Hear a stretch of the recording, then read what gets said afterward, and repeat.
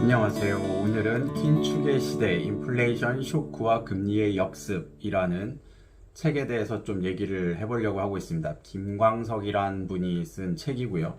요즘 같은 시대에 이만큼 적절한 제목이 있을까만큼 굉장히 시적절하게 제목을 잘 지어서 내놓았더라고요. 그래서 제가 도서관에 가서 빌리게 된 책이고요.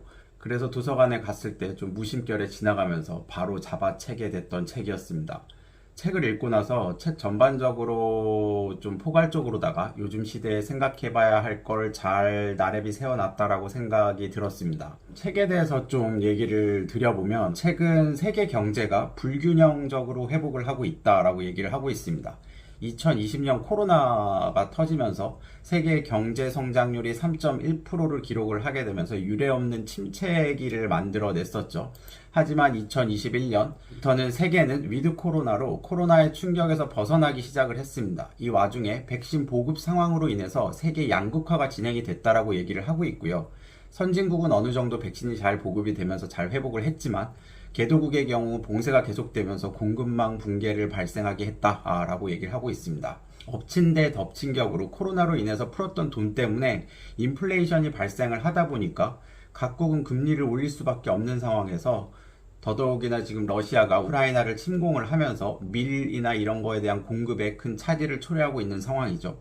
조금 더 자세하게 얘기를 하면 선진국은 백신을 빠르게 공급을 해서 나홀로 소비 수요가 회복이 되고 있는 중인데, 그렇기 때문에 친환경, 보건, 의료, 첨단 제조업에 투자를 늘려가고 있는 중인데, 반면 공급을 담당해야 할 신흥 개도국들이 백신 공급 지연으로 여전히 봉쇄가 유지되고 있는 상황에서 러시아 우크라이나 전쟁까지 터지니 공급난이 심화가 되고 있다. 따라서 그 결과가 물가 상승이라는 것이 생겼다라고 얘기를 하고 있습니다. 그러면서 공급망의 병목 현상에 대해서 조금 더 얘기를 하고 있고요. 아날로그에서 디지털로 넘어가는 디지털 대전환, 그리고 화석 연료 기반에서 재생에너지의 기반으로 넘어가는 에너지 대전환, 그리고 돈을 푸는 시대에서 긴축의 시대로의 전환, 이렇게 현재의 큰 흐름들을 얘기를 하고 있고요.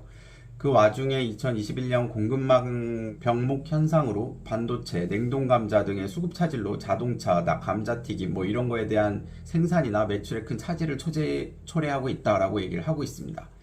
거기에 경기 회복으로 인한 해운 물동량이 증가를 하면서 선박이 부족해지고 해상 운임이 크게 상승을 했다라고 얘기를 하고 있고요.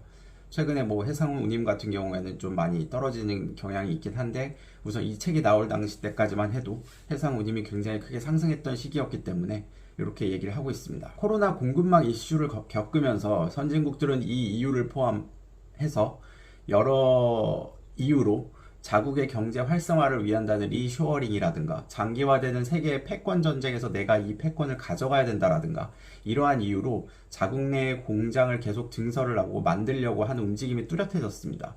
미국은 2022년 5월에 IPEF 인도-태평양 경제 프레임워크라고 하는 거를 중국을 제외를 하고 진행을 하고 있습니다. 근데 이 프레임워크 내에 중국을 뺐음에도 불구하고 세계 GDP의 40%를 차지할 만큼 큰 경제 프레임을 만든 다음에 중국과의 패권 전쟁에서 중국을 견제를 하고 있는 모습을 보여주고 있는 거죠.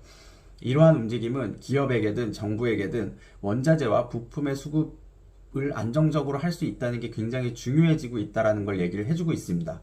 예전에야 세계화를 외쳤지만 이제는 각자 사는 각자 도생의 시대로 들어서고 있기 때문이죠. 여기에 러시아와 우크라이나의 전쟁이 생겼습니다. 러시아가 우크라이나 침공을 하면서 미국은 러시아의 여러 가지 경제 제재를 시행을 했고 또 다른 원자재 대란을 일으키고 있는 중입니다. 러시아는 전 세계 2위 원유 생산국이기도 하고 전 세계 공급의 한 4% 정도를 커버한다라고 하더라고요.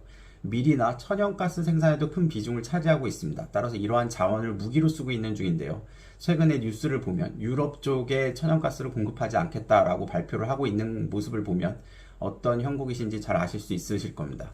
따라서 이 전쟁은 코로나로 인해 경기 침체를 일으키기 위해 풀었던 돈들에 더해서 물품 공급 문제로 인한 비용 인플레이션을 더하게 되어서 세계를 초인플레이션의 시대로 접어들게 하고 있는 중인 겁니다. 이 외에도 인도네시아가 자국 식용유 품귀 현상 때문에 파묘를 수출을 금지한다든가 아니면 각국이 식량 안보 경쟁 때문에 각국에서 원자재 공급을 제한을 한다든가 수출을 제한을 하는 거죠.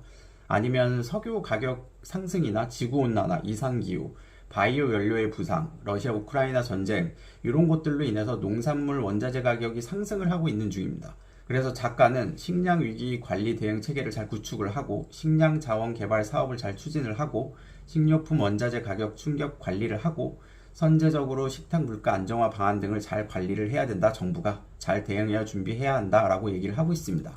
그럼 여기서 잠깐 먼저 기준금리와 물가의 관계에 대해서 좀 얘기를 드리는 게 맞을 것 같은데, 여기서 작가는 기준금리와 물가 간의 관계에 대해서 좀 다시 얘기를 하고 있습니다. 지금까지 초인플레이션 근접 상황을 설명을 했고, 이로 인해서 긴축의 시대가 오고 있다라고 얘기를 하고 있는데, 금리는 돈의 가치를 나타내는 거기 때문에 금리를 올리게 되면 돈의 가치가 높아진다라고 얘기를 하고 있습니다. 그래서 금리와 물가의 관계는 역행하는 관계, 금리를 올리게 되면 물가가 떨어지는 관계가 형성된다는 거고요. 결국 기준금리를 인상한다는 것과 인하한다는 것의 목적은 금리를 낮추면 기업 투자가 늘고 고용이 늘고 소득이 늘고 소비가 늡니다. 이게 경제의 선순환 구조를 나타내는 거고요.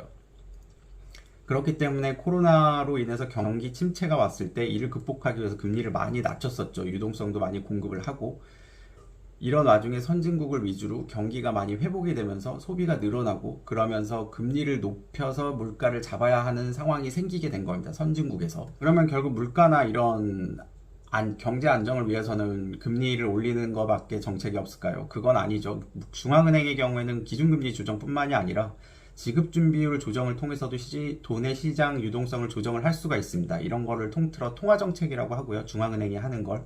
그리고 정부도 경기부양책을 피거나 해서 재정정책을 핌으로써 결국 경기나 경제를 안정화시킬 수 있는 정책을 내놓을 수가 있습니다. 중앙은행의 궁극적인 목표는 물가 안정 하에 나라 경제를 건전하게 성장시키는 것이 목표이기 때문에 중앙은행 같은 경우에는 물가가 많이 오르게 되면 물가 안정을 위해서 금리를 올릴 수밖에 없고 유동성을 흡수할 수밖에 없는 상황인 겁니다. 자산에 거품이 끼면 자산을 가진 자와 가지지 못한 자 간의 양극화, 즉 K자형 회복이 이루어지게 되고요. 물가 안정을 위해서 그래서 중앙은행은 유동성 회수 정책, 통화 정책을 펴게 되는 겁니다. 그래서 재테크를 잘하기 위해서는 이런 정부나 중앙은행의 정책을 잘 째려보면서 변화를 예의주시해야 하는 거고요. 이런 의미에서 미국의 연방준비은행은 통화정책 정상화를 가속화하고 있는 중입니다. 보통 기준금리를 정할 때 에반스 룰이라고 해서 물가상승률이나 경제성장률, 실업률 지표 등을 통해서 금리를 올릴지 말지에 대한 기준점을 삼게 되는데요. 이런 모든 조건이 현재는 만족이 되었기 때문에 미국 연방준비은행은 금리 인상을 포함해서 테이퍼링, 양적 긴축 정책을 계속 피고 있는 중인 겁니다. 물가가 이례적으로 높아지는 중이라 미국은 금리 인상도 빅스텝을 진행하는 중이죠. 지금 얼마 전에 뉴스를 보면 1%도 올릴 수 있다라는 얘기가 나오는 게 이런 이유 때문인 겁니다. 다른 세계 주요 국가들도 미국과 같은 스탠스를 취하고 있습니다. 선진국 같은 경우는 말이죠. 고물가 기조가 장기화가 되고 있습니다. 그래서 금리를 인상해야 하는 겁니다. 영국 같은 경우 물가가 10%가 넘게 오르는 상황이 나오고 있죠. 하지만 금리 인상은 경기 침체를 야기할 수 있기 때문에 경기 회복과 물가 안정 사이에서 세계 주요국들은 줄다리기를 하고 있다라고 보시면 되는 겁니다. 선진국은 그래서 금리를 인상할 수 있는 여력이 있겠지만 도상국 같은 경우에는 금리를 올림으로써 일어날 수 있는 경기 침체를 많이 우려를 하고 있는 상황인 거죠. 경기가 침체되면서 물가가 올라가는 상황, 스태그플레이션을 많이 우려를 하고 있는 겁니다. 어찌되었건 대세는 기준금리 인상이 계속 가속화되고 있는 중인 겁니다. 이 상황에서 소비 지출액이 소득에서 상당 부분을 차지하고 있는 상대적으로 취약할 수밖에 없는 저소득층에서 고통을 받을 수밖에 없는 구조가 만들어집니다. 이런 식으로 선진국보다는 신흥 개도국에서 고통을 받고 나라 안에서도 돈을 가진 자와 자산을 가진 자와 가지지 못한 자, 그리고 소득이 높은 자들과 그렇지 못한 자들 간의 고통의 정도가 다르게 나타난다는 거죠. 한국은 어떠냐? 한국 같은 경우에는 물가 인상 수준이 높아짐에도 불구하고 물가가 계속 올라가고 있음에도 불구하고 금리 인상에 따른 경기 침체가 나타나는 스태그플레이션의 위협을 우려를 해서 미국만큼 같은 수준으로 금리를 따라 올리기는 어려운 상황입니다. 그래서 지금 정부도 미국과 같이 기준금리를 올리지 못하는 상황이고, 그렇기 때문에 미국의 미국의 기준금리 대비 우리나라 기준금리가 더 낮아지게 되는 상황이 지금 발생을 하고 있는 거죠. 그럼 여기에서 환율은 어떤 시그널을 줄까요? 환율이 움직이는 것을 보는 게 굉장히 중요한데, 신흥국에 있어서 우리나라에 또 포함되는 얘기입니다. 신흥국에 있어서 자금 유출 등과 관련이 있기 때문에 환율은 굉장히 중요합니다. 그리고 환율은 수입과 수출 기업에도 굉장히 큰 영향을 줍니다. 환율이 올라가게 되면 수입 기업에게는 부담이 되지만 수출 기업에게는 큰 도움이 되죠. 뭐 그런 영향력이 있고요. 현재는 미국 금리 인상 시기이기 때문에 세계 시장이 불안해서 강달러의 시대가 계속 진행이 되고 있는 상황입니다. 달러가 강해지면 외국인은 한국에서 투자 자금을 회수할 거고 통화 정책에도 혼란을 야기할 수밖에 없습니다. 따라서 달러 강세는 수출 기업에게는 기회가 될 수는 있겠지만 수입 기업에게는 악재로 작용할 수밖에 없는 겁니다. 이 시기에는 그렇기 때문에 인플레이션에 투자를 하면서도 현금 보유 비중을 높여야 되는 전략을 세울 필요가 있습니다. 이 시기에 인플레이션이 유지되면서도 세계의 자금이 돈의 가치가 상승함에 따라서 자산에서 현금으로 이동할 것이기 때문인데요. 추가로 디지털 화폐 전쟁이라든가 ESG라든가 이런 게 부각이 되는 상황에서 어떻게 자산을 잘 지킬 거에 대한 고민이 필요한 시기라고 얘기를 하고 있습니다. 그럼 한국 경제는 어떻게 흘러가야 되는가? 한국 경제 가계부채가 증가를 하고 있지만 사실 이거는 역사적으로 봤을 때 계속 증가해왔던 게 사실이고, 따라서 그 양보다는 질을 봐야 한다고 잠깐 얘기하고 있습니다. 연체율이나 부실 채권 비율이 상대적으로 낮기 때문에 그만큼 우려를 할 요소는 아니다라고 얘기를 하고 있고요.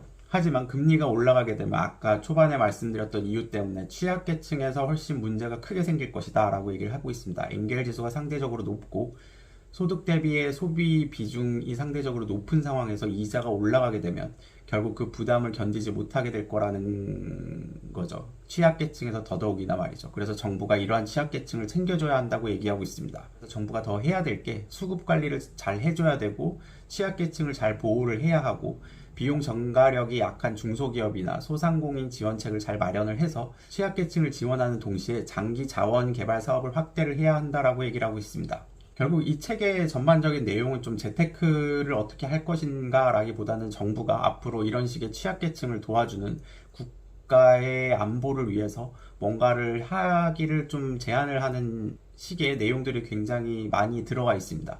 거기에 마지막으로 이제 부동산, 주식을 어떻게 투자해야 할 것인가 이런 상황에서 이런 거에 대해서 얘기를 마지막에 좀 하고 있는데요. 여기서는 코로나발 재택근무로 인해서 자영업자 등이 위기에 처해 있는 상황에서 상업용 부동산이 그동안 좋지 않았지만 위드 코로나 등으로 회복을 하고 있는 중이다. 따라서 어느 정도는 괜찮아질 걸로 보이고, 주거용 부동산은 금리 인상으로 매수 수요가 위축이 되고 공급 증가 정책을 내놔왔던 게 있기 때문에 앞으로 공급 증가가 예상이 되는 만큼 상승세가 크게 둔화될 거다라고 얘기를 하고 있습니다. 이 책이 사실 지금의 부동산 조정기가 시작될 시기쯤 나온 책이기 때문에 그러한 상황을 좀 반영을 하고 있는 것 같고, 그런 흐름은 지금까지 계속 반영이 되고 있는 상황이죠. 주식은 스태그플레이션 상황에서 빅스텝 금리 인상 등이 시장에 선 반영이 되었기 때문에 당분간 박스권 장세에 갇혀 있을 가능성이 높다라고 얘기하고 있습니다. 금리가 올라갈 거에 대한 시장의 기대감이 이미 주식 가격에 다 반영이 됐다라고 얘기를 하고 있는 거죠. 이 정도 선에서 박스권 흐름을 보일 거다라고 얘기를 하고 있습니다.